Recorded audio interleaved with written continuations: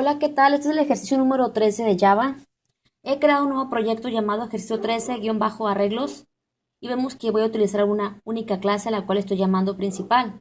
¿Qué es lo que vamos a hacer? Bueno, vamos a crear un programa que nos permita guardar 10 números enteros en un arreglo y al final del programa va a mostrar en pantalla esos números pero en el siguiente orden.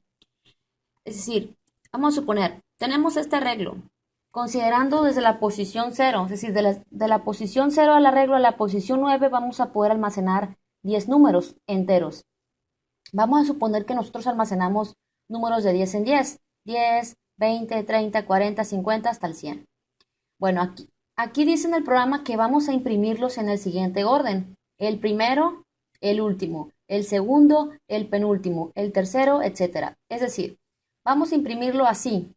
Vamos a imprimir el primero, después el último, luego el segundo, luego el penúltimo, el tercero, el antepenúltimo, el, el cuarto y así.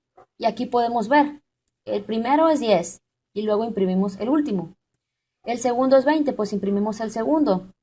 Luego el penúltimo, que es 90. Luego el tercero, que es 30. Y luego el anterior al 90, que es 80. Luego y así vamos a ir imprimiéndolo en ese orden. Vamos a comenzar.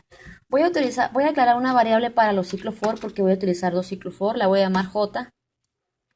Entonces vamos a crear el arreglo. Int, le damos un nombre al arreglo, ar, igual a new int y el tamaño. Como hemos visto en Java, los arreglos son tratados como objetos, así que necesitamos al operador new para poder crearlo. Aquí estamos diciendo que estamos creando un arreglo de tipo entero llamado ar y aquí ponemos el corchete que indica que es un arreglo. New in quiere decir que el arreglo pues está creándose con un tamaño de 10. Vamos a poder almacenar 10 números. Y pues este arreglo vemos que es de 10 el tamaño, de la posición 0 a la posición 9. Ahora vamos a introducir los datos en el arreglo. Entonces, pongamos un ciclo for que comience la I, perdón, es la J desde 0 es menor a.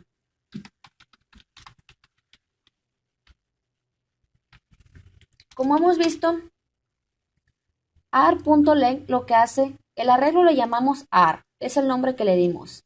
Y la propiedad length lo que hace es decirnos cuál es el tamaño del arreglo. Quiere decir que en esta parte, si el tamaño es 10, quiere decir que este me va a dar un 10.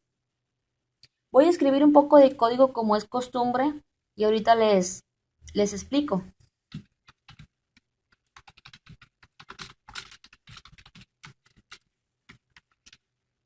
la costumbre, ¿no?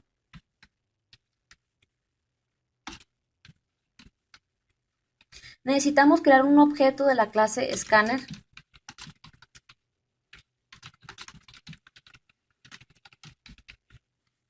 Aquí me va a marcar un error. Ya tengo importada la clase scanner, entonces creamos un objeto de la clase scanner simplemente para poder invocar a los métodos de esa clase, que es el método que nos permita que nos lea lo que nosotros introduzcamos por teclado. Eso ya lo hemos visto en varias ocasiones. Entonces, ¿cómo va a funcionar esto? Bueno, en el momento que se ejecuta el ciclo for, vemos aquí que la J está iniciándose en 0. Aquí en el ciclo for no estamos declarando la J porque ya lo hicimos aquí. De igual manera pudimos declararla aquí dentro del ciclo for, dentro del paréntesis del for. Entonces, se ejecuta el for, la J comienza en 0. Entonces, me aparece en pantalla introduce el número 0 más 1, es decir, J más 1 es 1. Introduce el número 1. Y en esta parte, pues, tecleamos el número y con el operador de asignación lo almacenamos en el arreglo llamado AR en la posición en la que está J. J está en la posición 0. Quiere decir que en la posición 0 introducimos el primer número. Vamos a imaginar que pusimos el 10. Pues este ciclo for se está incrementando de 1 en 1 la J. Pues en la siguiente vuelta del ciclo for la J ya vale 1. Y nuevamente pues nos aparece introduce el número J más 1. Es decir, introduce el número 2. Introducimos ese número.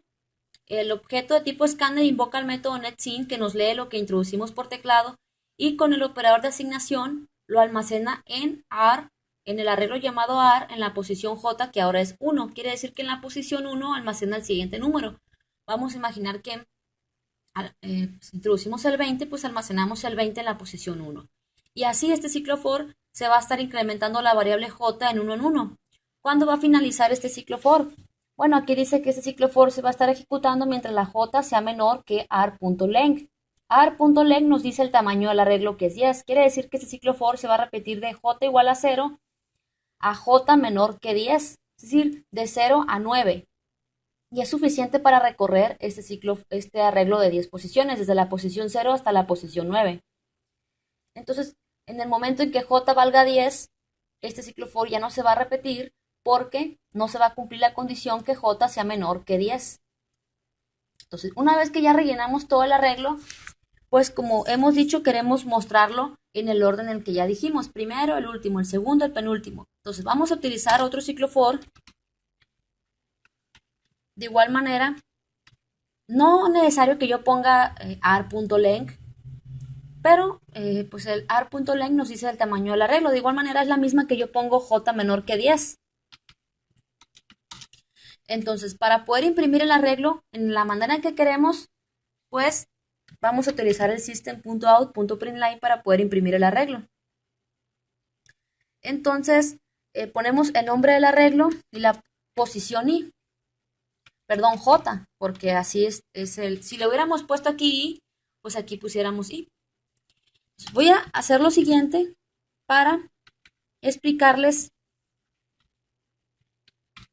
cómo funciona esto. Bueno, para imprimir el arreglo, este ciclo for me va a imprimir el arreglo. Y este otro ciclo for me lo va a rellenar.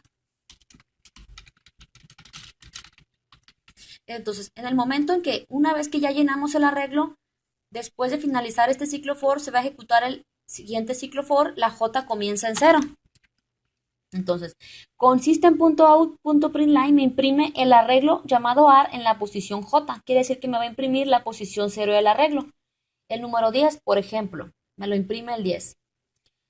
Luego, después de ejecutarse la línea 27, se ejecuta la línea 26 y me imprime el arreglo llamado AR en la posición 9 menos j. J vale 0, entonces me imprime 9 menos 0, la posición 9. Es decir, la posición 9 es este 100, luego me imprime la posición 9, el número que hay en la posición 9 me imprime el 100. Luego este ciclo for se repite, la j se incrementa a 1 y me imprime en la posición 1, porque j ahora vale 1, entonces me va a imprimir ahora el 20, me imprime el 20. Luego se ejecuta la siguiente línea de código y me imprime la posición 9 menos j, es decir, 9 menos 1 me imprime la posición 8. Me imprime el 90, y aquí podemos ver. Luego se repite el ciclo for, la j ahora vale 2 y me imprime la posición 2. Me imprime el 30. Y luego se ejecuta la siguiente línea de código, me imprime la posición 9 menos 2, me imprime la posición 7, que es el 80. Y así, esto se va a estar repitiendo más que aquí hice algo mal. Tengo que poner aquí, este ciclo for, como se van a imprimir de 2 posiciones en 2 posiciones, con que dé 5 vueltas este ciclo for es suficiente. Con que dé 5 vueltas es suficiente. ¿Por qué? Porque en cada una de las vueltas me va a ir imprimiendo de 2 números en 2 números. Entonces, vamos a ejecutar esto. Voy a poner los mismos números que del dibujo. 10, 20, 30, 40, 50. Entonces vamos, introduce el número 1, 10. Introduce el número 2, 20. Número 3, 30, 40, 50, 60, 70, 80, 90, 100. Y vemos que me los imprime de la manera, introduce el número 10, 100. Bueno, no quiero confundir, voy a poner lo siguiente. Mostrar los números para que no se confunda el último número que puse con al momento que los imprime. Entonces, nuevamente, 10, 20, 30, 40, 50, 60, 70, 80, 90, 100. Y vemos aquí que me imprime el primero, luego el último, luego el segundo, luego el penúltimo, luego el tercero, luego el antepenúltimo, luego 40, 70 y así. Tal como está aquí, los imprimió de esa manera. Bueno, estos programas sirven para ir desarrollando la lógica de programación. Es decir, entre más uno vaya haciendo ejercicios y ejercicios, va a ir desarrollando eso clave para poder aprender a programar. Nos vemos en el siguiente video. Chao.